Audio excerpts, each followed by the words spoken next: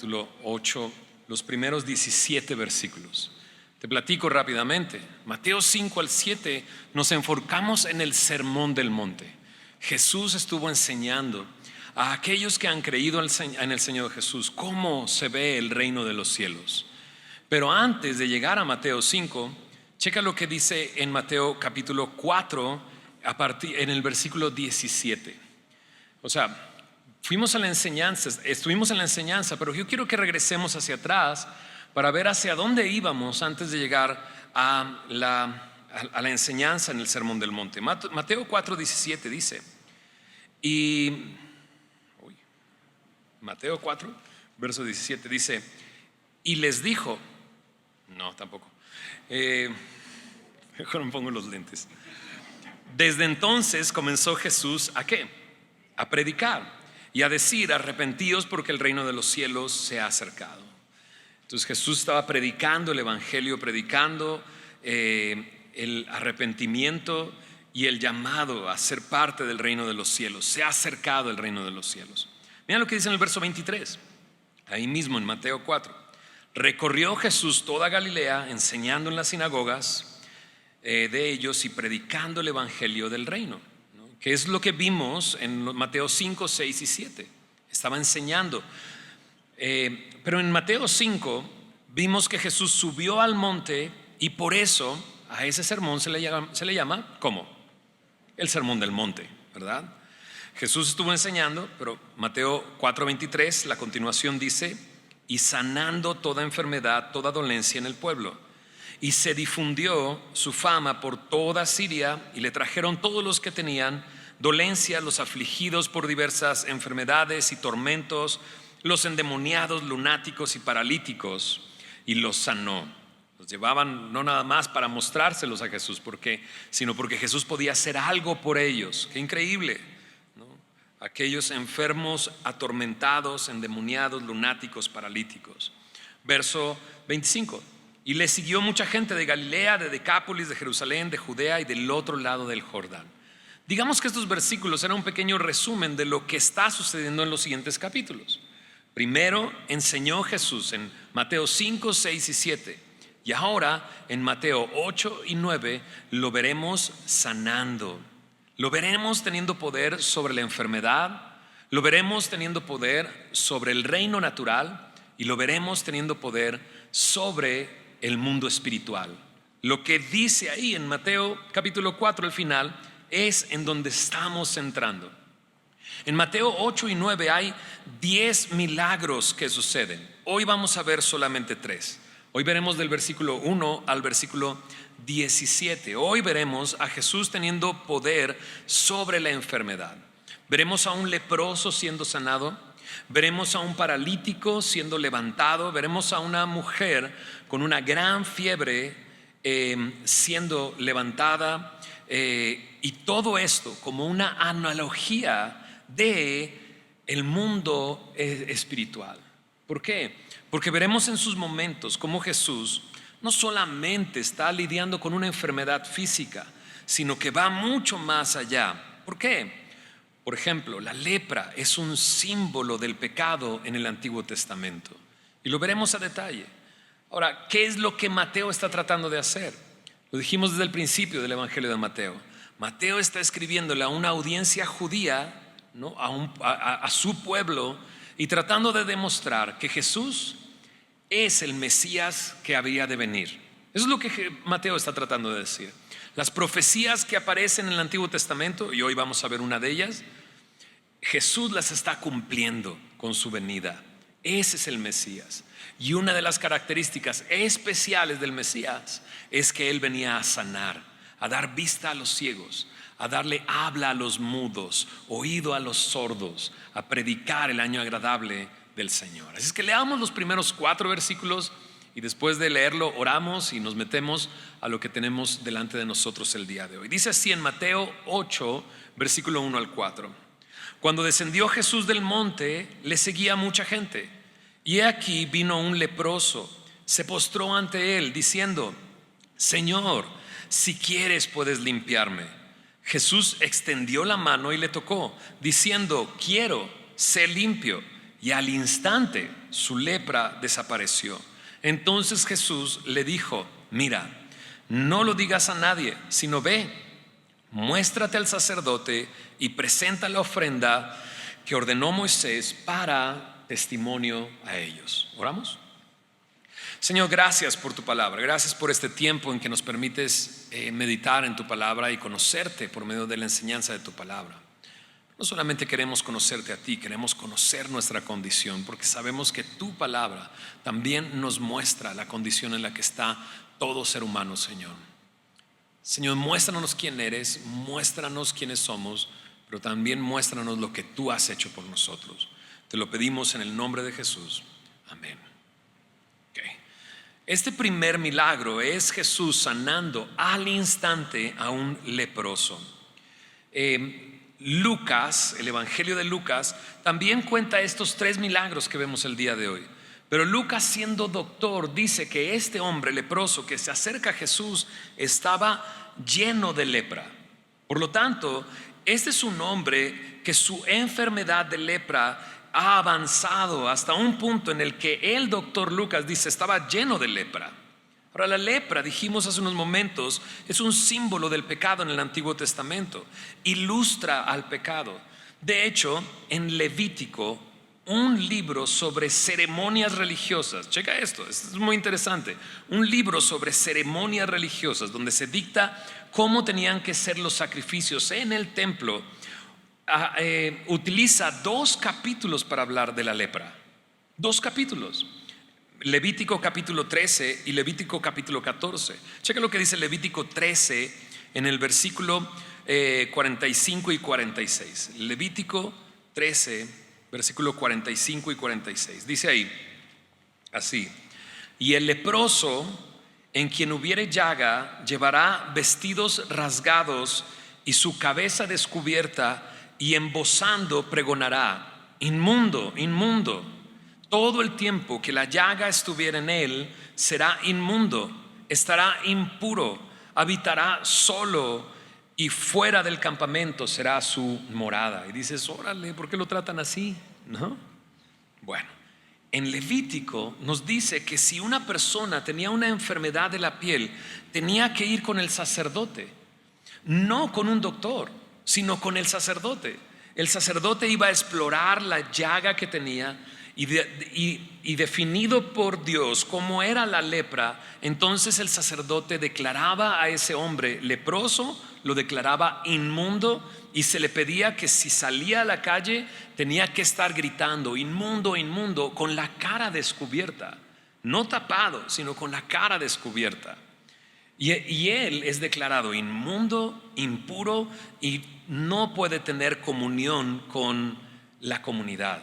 Dices, ¿por qué es esto? Porque es un símbolo del pecado. Lo que encontramos en el pecado lo encontramos en esta enfermedad de la lepra. La lepra era una enfermedad que comenzaba por dentro, pero se manifiesta hacia afuera. Y así es el pecado. Nuestro pecado está dentro de nosotros, es como un veneno dentro de nosotros. Nacemos con una naturaleza de pecado. Ojo, lo hemos dicho varias veces, pero no somos pecadores porque pecamos, sino porque somos pecadores, pecamos. Hay una gran diferencia en esto.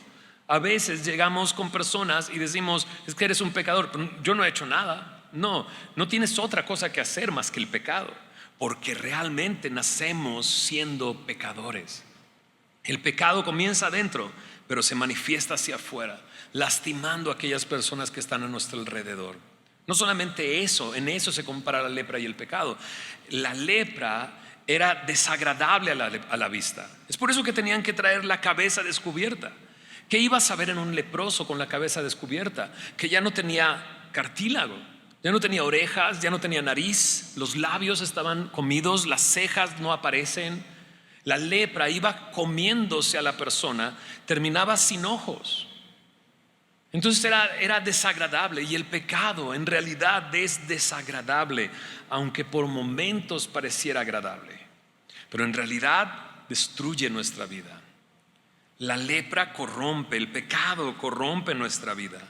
La lepra separa al leproso de la comunión con la comunidad, y el pecado hace eso. El pecado nos separa de nuestra familia, incluso nuestra familia física, sanguínea, pero también nos separa de la familia de Dios. Y por último, la lepra era incurable en ese momento, ¿no? Ahora hay ciertos tratamientos si se llega a identificar en un periodo, pero es incurable. El pecado es incurable. Digámoslo así, el leproso era como un muerto viviente que caminaba entre el pueblo, que vivía a las afueras, fuera del campamento, y que tenía que gritar porque tenía que pasar: inmundo, inmundo. Una vergüenza. Así nosotros, la Biblia nos declara a todos los hombres que estamos muertos en nuestros delitos y pecados. Y el pecado se manifiesta externamente y lastima a los que están a nuestro alrededor, y el pecado es incurable. Dice en Romanos 6:23, la paga del pecado es muerte. No me está hablando del resultado del pecado, sino la paga del pecado. La paga es paga, la paga es salario. Lo que uno se gana por el pecado es la muerte. Pero ahí mismo en Romanos 6:23 dice: pero la dádiva de Dios es vida eterna en Cristo Jesús. Y eso es lo que el leproso está buscando. Este hombre leproso se acerca con Jesús, pero sabe frente a quién se está acercando, porque se acerca postrándose ante él, ¿no? Como un signo de reverencia. Está identificando a Jesús como alguien importante. E incluso algunos consideran postrarse delante de alguien así es identificar a esa persona como una deidad. Y no solamente se postra, sino que comienza a hablar y le dice: Señor, Señor. Esa es la palabra kurios, que significa amo, dueño, Señor, amo. Y luego le dice: si quieres, puedes limpiarme. Ahora, este hombre reconoce que Jesús tiene poder para limpiarle, si no, no se acercaría con él. Pero pareciera que está dudando de si puede, pero no es así. De lo que está dudando es de la voluntad de Jesús para sanarle.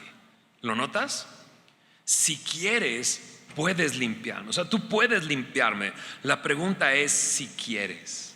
Si quieres, puedes limpiarme. ¿Qué frase?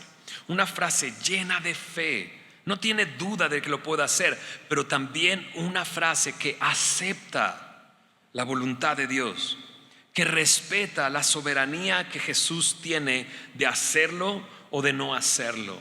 Es una frase llena de fe. ¿Cómo responde Jesús?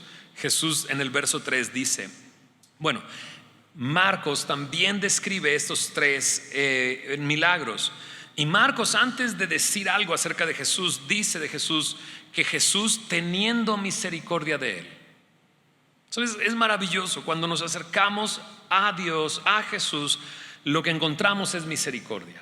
¿Qué significa misericordia? Misericordia, en una definición básica, significa no darte lo que mereces. Así, el leproso era un muerto que caminaba, un muerto viviente. Así el pecador, la paga del pecado es muerte, es lo que merecemos. Pero Jesús tiene misericordia de nosotros. No quiere darnos lo que merecemos. Jesús, teniendo misericordia de él, dice aquí en el verso 3, extendió la mano y le tocó. Aparece una pequeña frase sin mucho sentido, pero tiene mucho sentido. Este hombre lleno de lepra, como dice Lucas, quizás llevaba mucho tiempo así, a las afueras del pueblo, sin nadie que pudiera tocarlo o abrazarlo. Y sé que nosotros no nos relacionamos con eso. Y dices, ay pastor, vino la pandemia, ya cómo extrañaba ver a mis papás y cómo extrañaba abrazarlos. ¿Cuántos de nosotros evitamos abrazar por meses a nuestros queridos, a nuestra familia, por no contagiarles si acaso teníamos el virus? ¿Te pasó? Es más, hasta se idearon cosas. ¿Te acuerdas los videos esos de una cortina de baño con agujeros en las manos y como con alguien lo hizo? Nada más lo vimos en video, ¿verdad? Y entonces se abrazaban así. No. Bueno, este hombre, después de muchos años, es tocado por alguien. Es Jesús el que lo toca. Un rabino de esa época no se hubiera atrevido a tocarlo.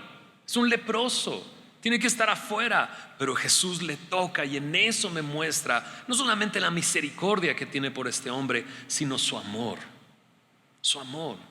Extiende la mano, dice, le tocó y le dijo: quiero, sé limpio. ¿Qué dice en la siguiente frase? Y al instante su lepra le dejó. ¿Qué me dice que está sucediendo esto? Me dice una cosa: Jesús está demostrando el poder que tiene sobre la enfermedad. Y como ya dijimos, sobre también el pecado. Jesús tiene poder sobre el pecado. Él es el Cordero de Dios que quita el pecado del mundo. ¿Qué es lo que hace Jesús? Jesús instruye a este hombre leproso que acaba de ser sanado al instante. ¿Qué le dice? Mira lo que dice el verso 4. Mira, no lo digas a nadie, sino ve y muéstrate al sacerdote. Me detengo ahí. Le dice Jesús: no lo digas a nadie. ¿Y sabes qué es lo que hace este hombre? Marcos capítulo 1 verso 45. Misma escena, misma historia. En Marcos 1:45 dice: pero oído él, comenzó a publicarlo mucho y a divulgar el hecho, de manera que ya Jesús no podía entrar abiertamente en la ciudad, sino que se quedaba fuera en los lugares desiertos, y venían a él de todas partes. Jesús le dice: no lo digas. ¿Y qué hace este hombre? Lo dice, lo divulga. Y el ministerio de Jesús tiene que cambiar. Ya no podía entrar a las ciudades, se tenía que quedar afuera, y afuera le llevaban a las personas que tenían enfermedades y dolencias, ¿no? Entonces me llama la atención una cosa: Jesús tiene poder sobre la enfermedad. Lo dijo: quiero, sé limpio. ¿Y qué sucedió? Al instante la lepra lo dejó. Pero no tiene poder sobre la voluntad de una persona. ¿Estás de acuerdo con eso? No tiene poder para hacer algo en la voluntad de una persona. Le dice: no lo digas, y lo dijo, lo divulgó, y tuvo que cambiar toda su forma en que llevaba a cabo su ministerio. Ahora, checa el resto de lo que dice. Le dice ahí: mira, no lo digas a nadie, sino ve, y dice, y muéstrate al sacerdote y presenta la ofrenda que ordenó Moisés para testimonio a ellos. Casi siempre cuando llegamos a esta porción decimos: esas hojas estaban pegadas porque nadie llegaba al templo limpio de la lepra. ¿Por qué? Porque la lepra era incurable, ¿okay? Solamente hay un milagro en el Antiguo Testamento de un hombre leproso siendo sanado, un hombre llamado Naamán el sirio. Y dice que el profeta le dijo: métete al agua del río Jordán 7 veces, ¿no? Él no quería hacerlo. Al final sus criados de Naamán le dicen: pues, o sea, si te hubiera pedido algo difícil, lo harías. ¿Qué te cuesta meterte al agua 7 veces? Se mete 7 veces y dice que salió con la piel como de... ¿Alguien sabe la historia? Pero ya te lo imaginas. Si no sabes la historia, te lo imaginas. Con la piel de bebé. Salió como la piel de bebé. Entonces Jesús le está diciendo: ve con el sacerdote. ¿Y cómo llega el leproso? Con piel de bebé, ¿no? ¿Lo conocía el sacerdote? Respuesta: sí, claro que sí. Porque es el sacerdote el que lo declaró inmundo. Lo dijimos al principio.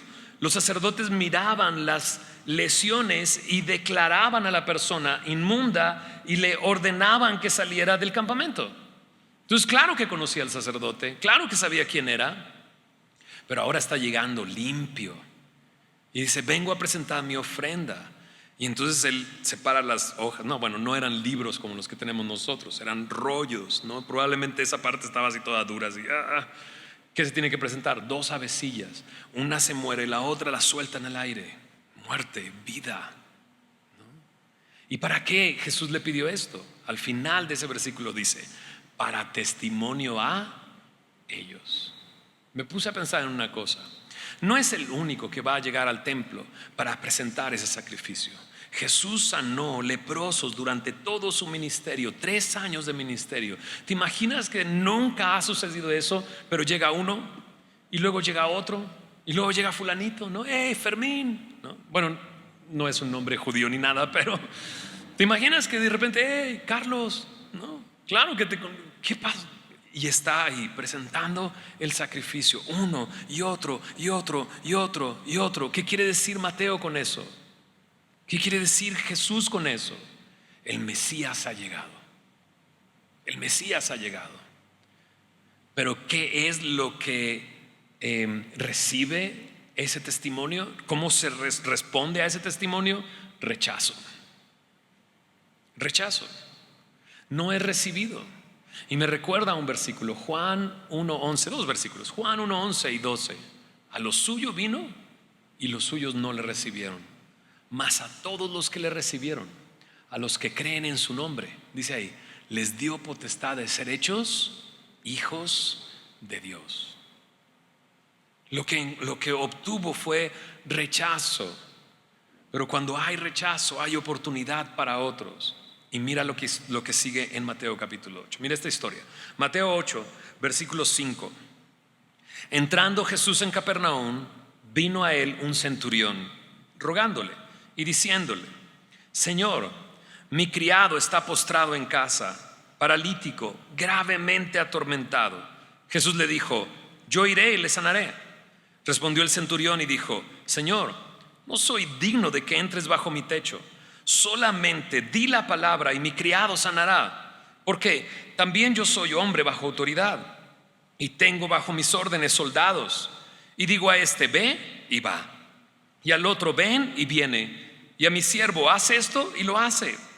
Al oírlo Jesús se maravilló y dijo a los que le seguían: de cierto os digo que ni aun en Israel he hallado tanta fe.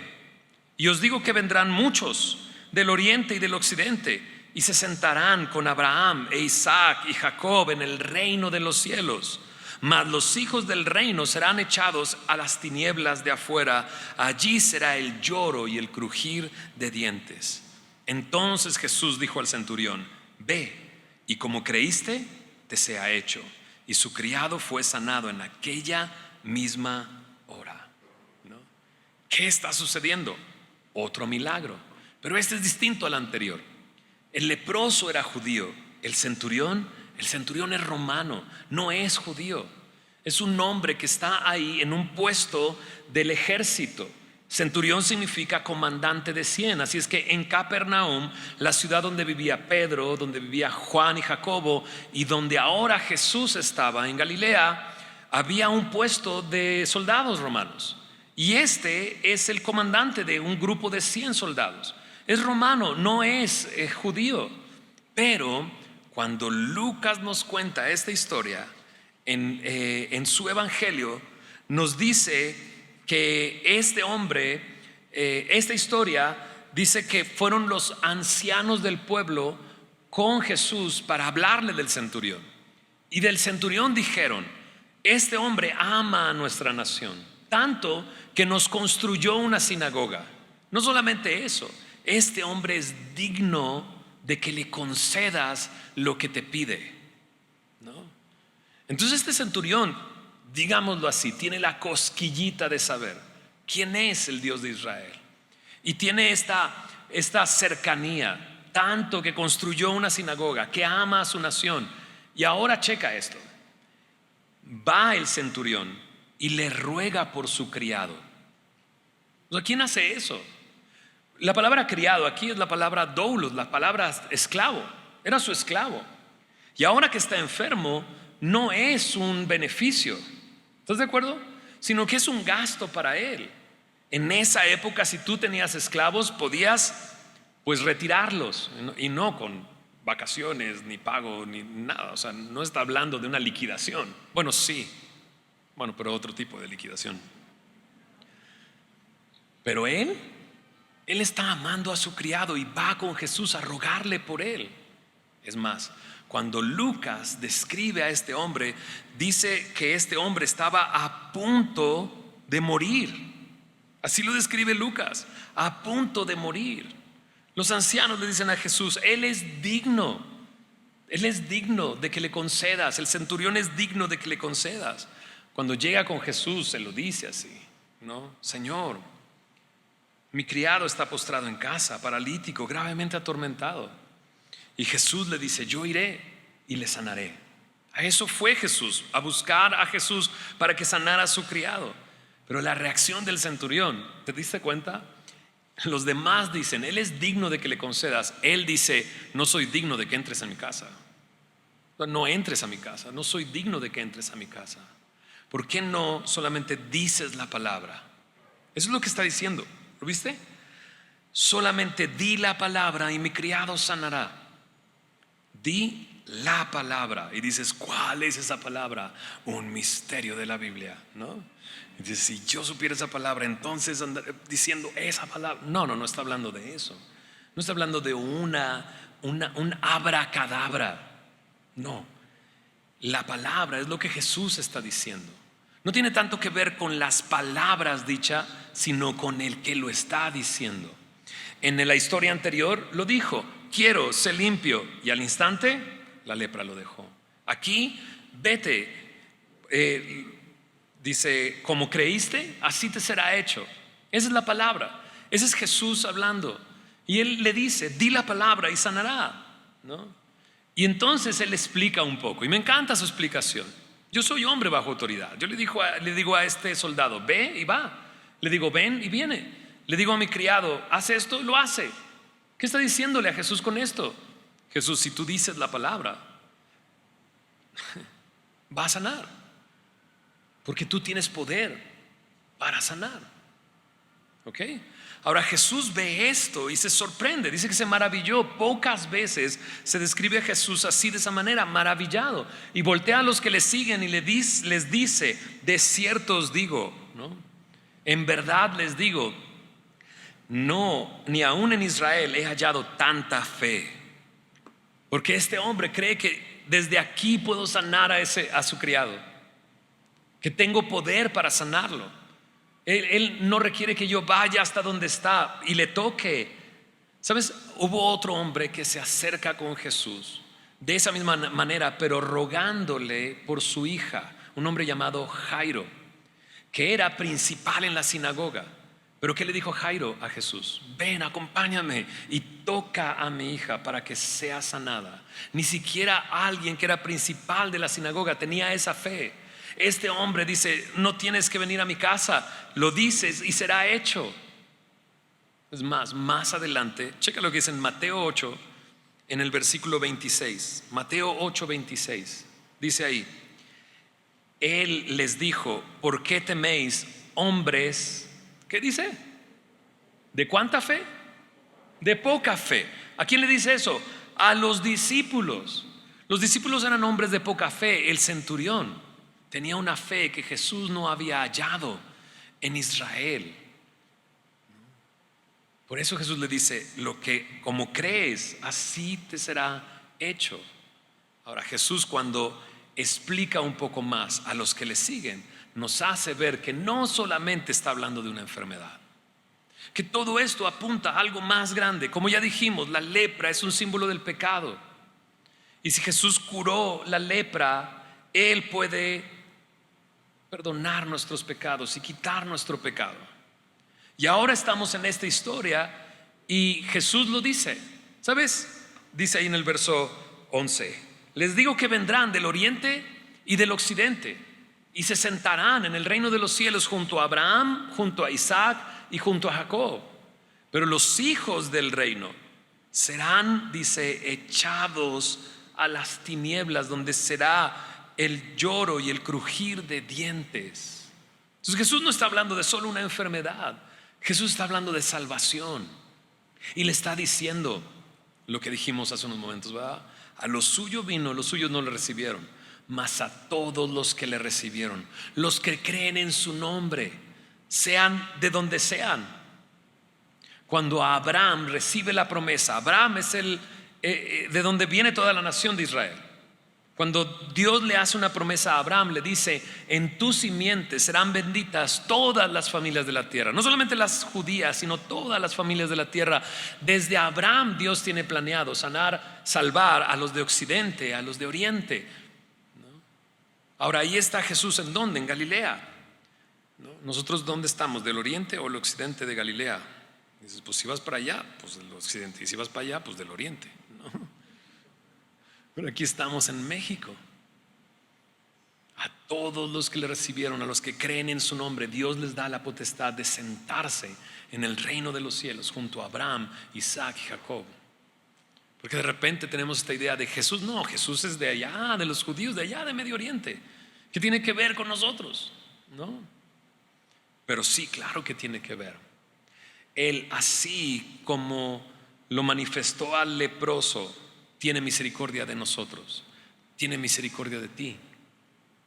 Así como lo está manifestando con el centurión, Él tiene poder para rescatarte, para salvarte, no importa de dónde seas. ¿Viste el destino? De repente esto me muestra que está hablando más allá de una enfermedad. Serán echados fuera en las tinieblas, donde será el lloro y el crujir de dientes. No es la única vez que Jesús habla de esto. ¿De qué? Del castigo eterno. Del castigo eterno. Dijimos hace unos momentos, todos somos pecadores. Porque somos pecadores, pecamos. Esa es la realidad. Pero Jesús vino para acabar con el pecado, para vencer al pecado. El día de hoy vamos a recordar precisamente ese suceso, celebrando la cena del Señor, recordando cómo Él, su cuerpo fue partido, su sangre fue derramada. Eso es lo que vino a hacer Jesús, acabar con el pecado. Todos somos pecadores, no importa de dónde seas. Jesús tiene misericordia de ti. Jesús te ama y quiere rescatarte. Él es lo que Él ha hecho, rescatarnos. ¿Qué es lo contrario al castigo eterno? La vida eterna. Y la vida eterna no me habla solamente de vivir eternamente. Todos viviremos eternamente. La muerte es algo real. A veces pensamos, y yo pensé, la verdad, con la pandemia mucha gente va a venir a Cristo. La gente está muriendo, pero pareciera que no se entiende eso. La muerte es real. Déjame decirlo así, perdón que lo diga así, nos han lavado el coco. Dices, no, pues yo creí que aquí te lavaban el coco, ¿no? Nos han lavado el coco haciéndonos creer que esto es todo lo que existe, pero no es cierto. Y lo sabes, porque dentro de ti lo sientes. ¿Sabes por qué lo sé? Porque la Biblia me dice que Él puso eternidad dentro de nosotros. Sabemos que hay algo más después de la muerte, pero nos lavaron el coco para decir, eso es todo. Entonces sé feliz en este mundo y listo, ya. Y tu destino eterno, porque todos vamos a vivir eternamente. Eso es lo que nos han enseñado en este mundo. Nos morimos y se acabó todo, ya no pasa nada. Pero aquí Jesús está hablando de unas personas siendo echadas en las tinieblas, donde será el lloro y el crujir de dientes. ¿A quién le crees? Yo le creo a Jesús. ¿Y por qué le crees? Nada más porque murió y resucitó. Ahí te la encargo. El otro que me dice eso ni ha muerto ni ha resucitado. Un día va a morir. Y tú también. Entonces, ¿cuál es el destino? Jesús nos está mostrando que tiene poder sobre el pecado y que su poder se extiende a otras naciones. Y aquí estamos tú y yo. Vayamos a la última escena que veremos el día de hoy, el último milagro, porque creo que este milagro también nos habla del por qué. O sea, ok, Él tiene poder para salvarme, extiende ese poder hasta donde estoy yo, ¿no? Pero ¿para qué? Mira lo que dice el versículo 14. Dice el verso 14 al 17 así: vino Jesús a casa de Pedro y vio a la suegra de postrada en cama con fiebre. Y tocó su mano y la fiebre la dejó. Y ella se levantó y les servía. Cuando llegó la noche, trajeron a él muchos endemoniados. Y con la palabra, otra vez, ¿te acuerdas? Di la palabra. Con la palabra echó fuera a los demonios y sanó a todos los enfermos. Para que se cumpliese lo dicho por el profeta Isaías, cuando dijo: Él mismo tomó nuestras enfermedades y llevó nuestras dolencias. Aquí está esta tercera historia. Y creo que esta tercera historia me dice y me responde: ¿para qué? Él tiene poder para salvarme, se extiende su poder para salvarme hasta donde estoy yo, pero ¿para qué? Bueno, en esta historia Jesús llega a la casa de Pedro y sorpresa, Pedro está casado. Yo no creí que estaba casado, o al menos eso es lo que creí que me habían enseñado de niño, que Pedro era el primer papa y no estaba casado, pero está casado, ¿no? Pues si tiene una suegra, nadie tiene una suegra sin estar casado, ¿estás de acuerdo? ¿Quién quiere a la suegra y no a la esposa? Suegrita, ¿cómo está? Hoy vino mi suegra. Tiene suegra, está casado, ¿no? Pero está enferma, tiene fiebre, dice ahí. Pero no tiene fiebre como nosotros nos da fiebre, como un síntoma. Aquí en este momento no está hablando del síntoma de la fiebre, sino está hablando de una enfermedad como fiebre. En la historia de Lucas, el doctor nos dice que tenía una gran fiebre. Así es que no era una fiebre, era gran fiebre. Muchos creen que probablemente tenía malaria. Pero Jesús llega y checa como dice el versículo 15. Mira lo que dice: y tocó su mano y la fiebre la dejó y ella se levantó y le servía. ¿Cuántas veces aparece la Y ahí? 4 veces. Pareciera que Mateo quiere que te frenes y que te detengas y que pienses, la tocó su mano, piénsalo, y la fiebre la dejó instantáneamente, como la lepra, como la enfermedad del criado del centurión. Ella se levantó instantáneamente, no tuvo que pasar un tiempo de recuperarse, se levantó y, ¿qué dice después? Le servía. ¿Para qué fue levantada esta mujer? ¿Para qué somos rescatados nosotros si no es para servir a nuestro Señor? Un comentarista llamado Carballosa dice esto él: la actitud de la suegra de Pedro es un recordatorio que el creyente es salvado para servir. Esta es la responsabilidad de todo aquel que ha recibido el beneficio de la redención. Y así es. Ella está siendo levantada. ¿Y qué va a hacer con su vida? Servir a Jesús. Y así nosotros. ¿Para qué quieres que sea rescatado? Para servirle a Él. Para ya no vivir mi propia vida, sino vivir una vida para aquel que me salvó y me rescató, aquel que me amó y se entregó por mí. En 1 Corintios capítulo 5 verso 15 me dice eso: el amor de Dios me constriñe, dice Pablo, me empuja, me avienta a pensar de una cosa, que si uno murió, entonces todos morimos. Cuando Jesús murió en esa cruz, murió en nuestra representación, pagando nuestros pecados. Así es que si uno murió, todos morimos. ¿Para qué? Para que ya no vivamos para nosotros mismos, sino vivamos para aquel que nos amó y resucitó, aquel que se entregó por nosotros, para ya no vivir nuestras vidas. ¿Sabes? Ese es el pecado del hombre. Dijimos y mencionamos Romanos 6:23. La paga del pecado es muerte. ¿Sabes que no hay distinción de pecados? Eso lo hacemos nosotros. La Biblia no distingue los pecados en cuanto a lo que nos merecemos por el pecado. No lo distingue de esa manera. La paga del pecado es muerte. Y nosotros hacemos distinciones. Dices, pero yo no he matado a nadie, ¿no? Pero ya Jesús nos dijo que aunque no hayas matado a nadie, pero le dices fatuo a tu hermano, eres culpable de juicio.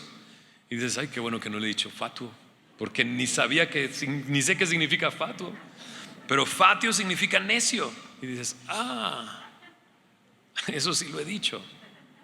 La paga del pecado es muerte. No importa si hayas matado a 10 personas o hayas dicho una mentira, lo que mereces es la muerte. Mira cómo termina este pasaje y vamos a concluir. Dice ahí en el versículo 16: y cuando llegó la noche, porque era día sábado, termina a las 6 de la tarde, el sábado, el día de reposo, llega la noche y le trajeron a él muchos endemoniados, y con la palabra echó fuera a los demonios y sanó a todos los enfermos, para que se cumpliese lo dicho por el profeta Isaías. A este punto quiere llegar Mateo, a decirte: el profeta Isaías dijo esto, él mismo tomó nuestras enfermedades, él llevó nuestras dolencias. ¿Dónde lo dijo? Quizás ahí en tu Biblia vienen unas palabritas chiquititas y dice Isaías 53:4. Mira lo que dice en Isaías 53, no solamente el verso 4, Checa lo que dice el verso 4, 5 y 6. Dice ahí así: ciertamente llevó Él nuestras enfermedades y sufrió nuestros dolores. Y nosotros le tuvimos por azotado, por herido de Dios y abatido. Mas Él herido fue por nuestras rebeliones, molido por nuestros pecados. El castigo de nuestra paz fue sobre Él, y por su llaga fuimos nosotros curados. Todos nosotros nos descarriamos como ovejas, cada cual se apartó por su camino, mas Jehová cargó el pecado en Él. ¿El pecado de quiénes? De todos nosotros. Algunos llaman a Isaías 53 el Evangelio según Isaías, porque no hay una imagen más clara de lo que Jesús hizo en la cruz del Calvario por nosotros, sino en Isaías 53, escrito siglos antes de que Jesús viniera. Siglos antes. Y aquí está describiendo precisamente lo que Jesús hizo. ¿Cómo puede derrotar al pecado? Cargándolo Él sobre sus espaldas y pagando por Él. Jesús no se hace de la vista gorda. Ay, se portó un poquito mal, pásele, vamos. No. Y a veces pensamos así: no me porté tan mal, he hecho más cosas buenas que malas. Lo dudo, pero bueno, si te quieres creer eso. Pero aun cuando hubieras hecho muchas cosas buenas, el doble, el triple, el cuádruple de cosas buenas de las cosas malas que has hecho, por las malas tienes que pagar. Y la paga es la muerte. Te mereces algo por tu pecado. Pero Jesús se acerca a nosotros teniendo misericordia. No quiero darte lo que mereces, teniendo amor por nosotros, extendiendo su amor hasta donde estamos nosotros aquí en México, ¿no? Y dispuesto a transformar nuestras vidas por completo. ¿Ya viste cuál es el pecado de nosotros? Porque ahí en el final de Isaías 53:6 dice: Jehová cargó en Él el pecado de todos nosotros. Pero ¿cuál es el pecado? Verso 6 dice: todos nosotros nos descarriamos como ovejas. Dices, eso, así me llamaba mi mamá. Oveja descarriada. No, no es cierto. Todos nosotros, ¿cuántos? Todos nosotros nos descarriamos como ovejas, cada cual se apartó, ¿qué dice? Por su camino. ¿Por qué es pecado cada cual apartarse por su camino? ¿Que no puedes hacer tu vida como tú quieras? La respuesta es no. ¿Por qué? Porque hay alguien que te hizo, y te hizo con un propósito, y tú no lo estás tomando en cuenta. Y a lo mejor piensas: si no lo tomo en cuenta, no existe. Pero sí existe. Hay testimonio alrededor nuestro en la creación de su infinito poder y de su deidad. Mientras más investigan los científicos, más se dan cuenta que no es azar que estuvimos aquí. Dices: no, yo he escuchado lo contrario. Sí, ¿en dónde? En Muy Interesante, por Dios. No, hay científicos serios que han estudiado la naturaleza, y mientras más observan, más se dan cuenta. Ellos lo llaman diseño inteligente. Pero es el Dios de la Biblia el que te creó. Nos descarriamos como ovejas, cada cual se apartó por su camino, mas Jehová cargó en Él el pecado de todos nosotros. El castigo, la paga del pecado, el castigo de nuestra paz fue sobre Él, y por su llaga hemos sido sanados. Jesús está hablando de eternidad y está mostrando que tiene poder para cambiar tu destino eterno. ¿Lo has pensado? ¿Lo has considerado? Algunos de los que estamos aquí lo hemos experimentado. A lo mejor por eso te preguntas, ¿no? A lo mejor viste a alguien de tu familia que se convirtió, se hizo cristiano, ¿no? Y ahora se la pasa sirviendo, y se la pasa, y dices: ¿por qué lo hizo? Aquí está la respuesta. La suegra de Pedro se levantó y le servía. Es que ya no hace lo que quiere. Pues exacto, porque el tiempo de hacer lo que yo quería ha quedado atrás. Ahora es el momento de vivir para aquel que me creó con un propósito eterno, enorme, mucho más grande de lo que yo pudiera haber pensado tener un propósito en esta vida. Es más, mira lo que dice en Primera de Pedro 2, verso 9. Primera de Pedro 2, verso 9, dice de esta manera: vosotros que en otro tiempo, no, dice, mas vosotros sois linaje escogido, real sacerdocio, nación santa, pueblo, ¿qué dice ahí? Adquirido por Dios. Él nos ha comprado, somos de Él, Él nos compró con su sangre. Y luego dice así: ¿para qué? Para que anunciéis las virtudes de aquel que os llamó de las tinieblas a su luz admirable. Algunos de nosotros hicimos cosas malas en nuestra vida, no había duda, estábamos en tinieblas. Y de plano ya en esas tinieblas a lo mejor decías como yo decía, bueno, lo pagaré, en algún momento lo pagaré, ni modo, en esta vida o en la otra. Sabíamos que estábamos en tinieblas y llegó Él para sacarnos de las tinieblas a su luz admirable. Pero quizás hay algunos que están aquí que no se han dado cuenta que están en tinieblas, pero están en tinieblas, como el leproso, lleno de lepra, como el criado, a punto de morir, como la suegra con una gran fiebre. Y a lo mejor pensamos de esa manera porque dices: es que no he hecho tantas cosas malas. Pero no importa cuántas hayas hecho, estás en tinieblas. Y el día de hoy estoy para anunciarte las virtudes de aquel que nos llamó de las tinieblas a su luz admirable. Considera al Señor Jesús, entrégale tu vida, corre a Él como el leproso, ve a Él. ¿Sabes? Es increíble. A lo mejor ni siquiera viniste corriendo acá, pero aquí estás. Me trajeron, ¿sí? Así como a Jesús lo llevaron a la casa de la suegra. Aunque estés aquí porque alguien te dijo que te iba a llevar a comer y luego te trajo acá antes, ¿no? Dijo: es que vamos a desayunar. Y bueno, pero ¿por qué no pasamos acá, no? Aquí está Jesús y está dispuesto a extender su mano, tocarte, sanarte y darte un propósito eterno, quitarte el pecado y darte una nueva vida. ¿Lo considerarías? ¿Oramos? Señor, gracias por tu palabra, gracias por estas historias, gracias porque nos muestran el poder que tú tienes sobre el pecado, sobre la enfermedad. Señor, la enfermedad como este símbolo del pecado, Señor. Señor, ahí está, es muy claro. Tú quieres rescatarnos, tú quieres darnos vida eterna. Ese es el Dios. Señor, te pido por aquellos que han crecido en su vida pensando que tú eres un Dios de mandamientos y un Dios de leyes y un Dios que quiere acabar con nosotros. Señor, ese no eres tú.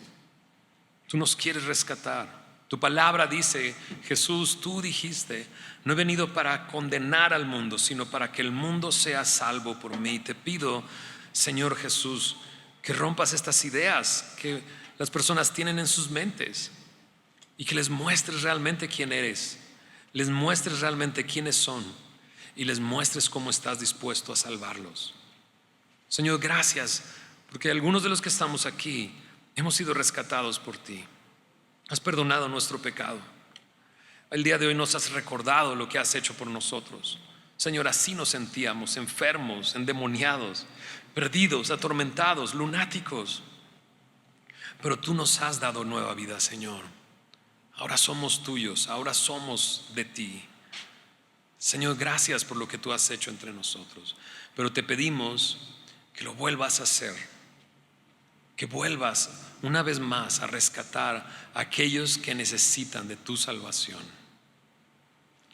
Si eres semilloso, si eres creyente, mantente orando, por favor. Te pido que estés orando en este momento por salvación. Pero a lo mejor estás acá y tú no has creído todavía en el Señor Jesús. Y hoy por primera vez te estás dando cuenta de quién es este Dios y quién eres tú. Te has dado cuenta que estás en tinieblas. Te has dado cuenta que estás en peligro. Pero que ahora aquí está el Señor Jesús y puede rescatarte. Si ese eres tú, yo quiero invitarte a que creas en el Señor Jesús. A que así como el centurión mostró esa fe, así como el leproso, si quieres puedes limpiarme, vengas al Señor Jesús con fe y que tu vida sea transformada. Él llevó tus pecados en la cruz del Calvario para darte a ti vida, una vida eterna. Así que si ese eres tú, ¿no? Levanta la mano ahí donde tú estás. Yo quiero que me hagas saber: yo necesito de Cristo, necesito ser rescatado. Les veo. Esta invitación es para ti. ¿Cómo sé? Porque sé que lo estás sintiendo. O sea, hay algunos que están pensando y diciendo: ¿será que me está hablando a mí? Pues sí, dijo cosas que me identifiqué con ellas. No voltees a la persona que te trajo porque no me contaron de ti. Pero Dios te conoce y sabía que necesitabas escuchar esto. Si necesitas creer en el Señor Jesús, solamente levanta la mano y bájala. Muéstrame que necesitas de Cristo. Bien, puedes bajarla. Es más, sabes que si levantaste la mano, ponte de pie ahí donde estás. Yo quisiera hacer una oración contigo. Todos los demás estamos orando, pidiendo al Señor que haga su obra. Levanta tu mano, levántate, ponte de pie. Si necesitas depositar tu fe en Cristo, si necesitas creer en el Señor Jesús, ponte de pie. Sí es a ti. Sí, Dios te está hablando.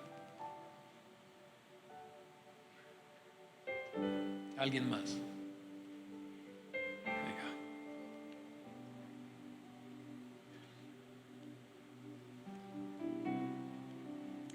¿Te acuerdas de ese versículo? Y tocó su mano y le dejó la fiebre y se levantó y le servía. Quiero dar esa pausa para que te decidas y te levantes y creas en el Señor Jesús. ¿Alguien más?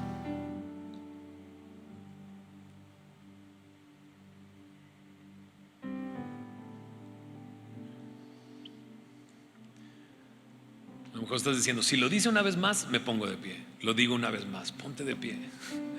Cree en Jesús. Deposita tu fe en Él. Ok, estás de pie. Yo quiero guiarte en una oración. Yo quiero guiarte en una oración a que le digas estas palabras a Jesús. Que le digas eso: estoy arrepentido, creo en ti, sálvame.